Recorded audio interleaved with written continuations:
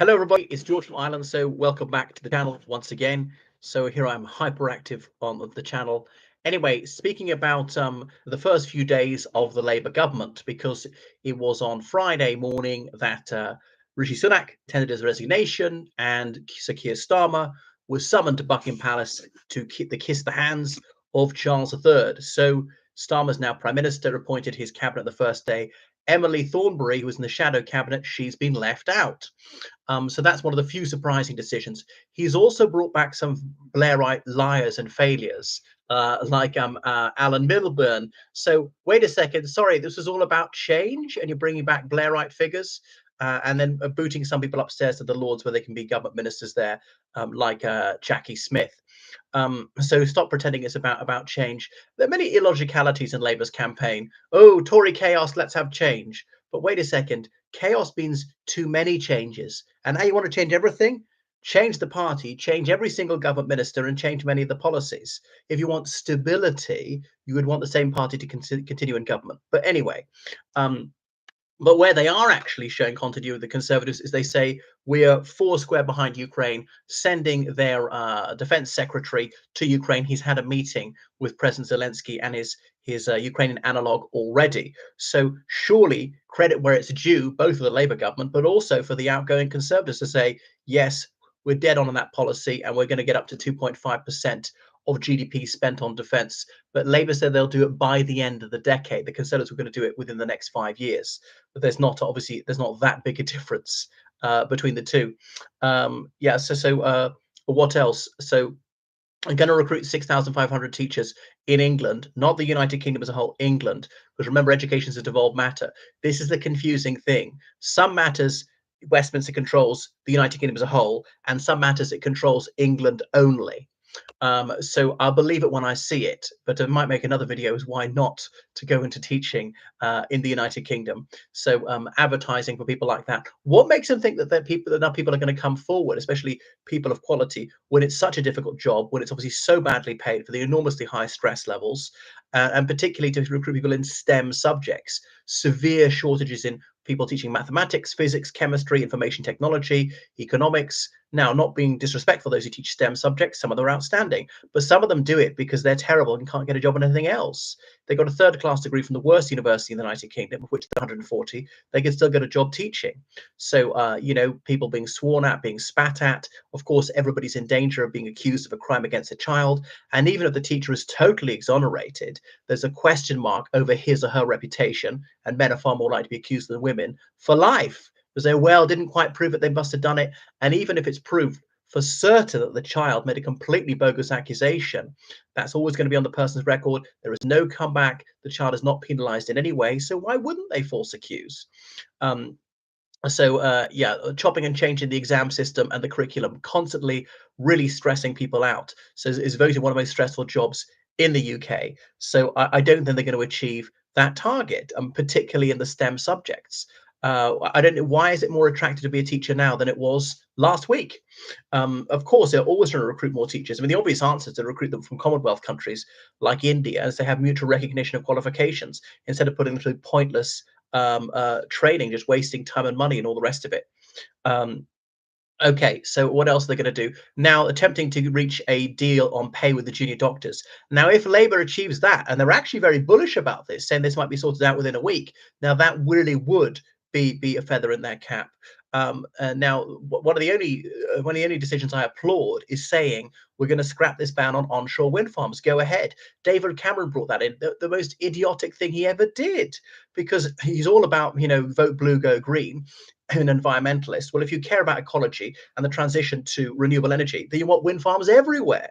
Now, let's get to 100% renewable, and then we can worry and be a bit fussy and say that one's a bit unsightly, or that one's killing too many birds. Because renewable energy is a win-win-win-win-win, as in, so it's cleaner, it's quieter, it increases energy independence, and it's obviously not going to lead to carbon emissions and global warming. So it's just good news all round. I mean, it is quite expensive at the moment, but the cost is coming down.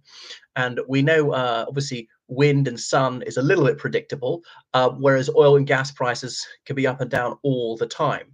So forging ahead with that, I mean, why on earth did the Conservative Party not do this ages ago? All right, there are a few NIMBYs in the countryside saying this is unsightly or something like that.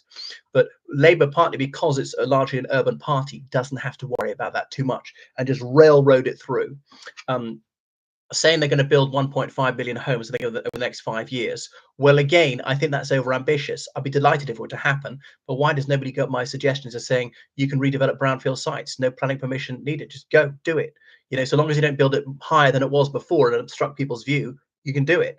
Now, the one thing is we do need to think about, is there the road capacity, rail capacity, to the local schools, GPs, clinics, and so on? Do they have the capacity? If there's a village of 1,000 and you double it, the population within 1 year, that might put excessive strain on public services in the area.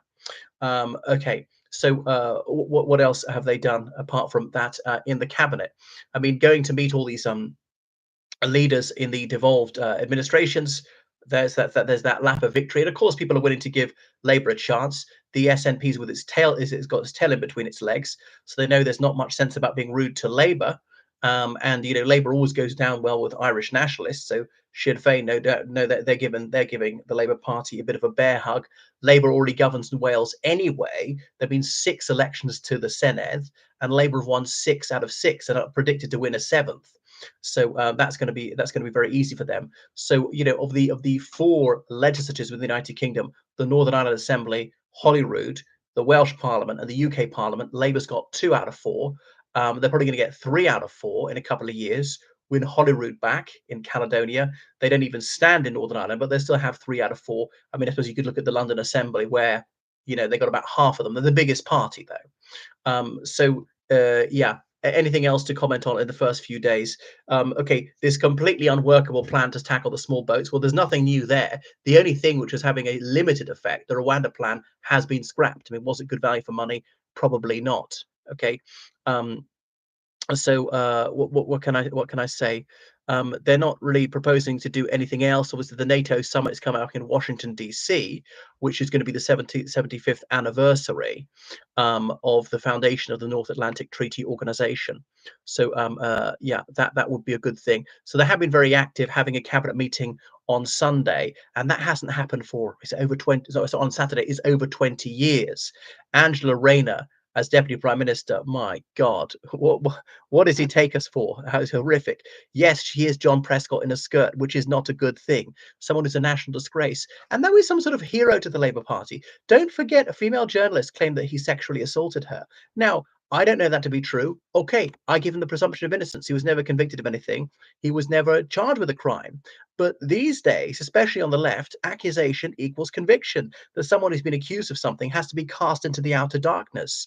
And yet, Labour is curiously reticent on this one because he's such an icon of the Labour Party. So they're in their cozy offices and they're enjoying the trappings of power. So Blair is backseat driving. They're going to be squabbling, these Labour cabinet ministers, over who gets Dorywood and things like that. I mean, Angela Rayner is spending half her time in Manchester. Well, I think it's a good thing. Keep her as far away from power as possible. Limit the damage she can do. But flippancy aside, I think it's good to draw more attention away from London, because I know that outside London there's a bit of anti-London sentiment that London gets everything. It's the biggest city. It's a rich city. It disproportionately gets the money. It's 12% of the population, but way more than 12% of the money, and everybody pays tax. A lot of it goes to London. What about the regions? So you've got to look to them. And Manchester is at the 3rd biggest city in the United Kingdom. That needs more focus as well. And there's so much talk about this or that, the Elizabeth line. We need improved infrastructure in Northern England, Northern Ireland, Scotland, Wales, and so forth. So obviously not a bad few days to begin with, but it's always quite easy at the beginning for a government, especially when you've got a very healthy majority as Labour does. There'll be a bit of a honeymoon. Labour will constantly harping on, 14 years of Tory chaos, we inherited such a terrible situation. Now, some of that is a lie, actually. The economy is all moving in the right direction, even if not moving very fast. But the public are willing to give them a chance, that there's not a burst of enthusiasm behind them. People are just exhausted from politics, especially after a 6-week electoral campaign. And other things is, how was it, five Conservative prime ministers, or if you go from the end of Cameron since 2006, so in the you know, we could say this is the sixth prime minister in 8 years. So by just being carrying on being quite dull, he might be fairly popular, so long as they're like no disasters. But you know, I say Labour's going to disappoint, but they won't disappoint that much, partly because they set the bar low cunningly, not promising things that are that difficult to deliver. But we shall see. Anyway, thank you so much for watching my channel. Make sure you subscribe on Patreon, donate on PayPal, georgecallahan79 at gmail.com. Toodle pip.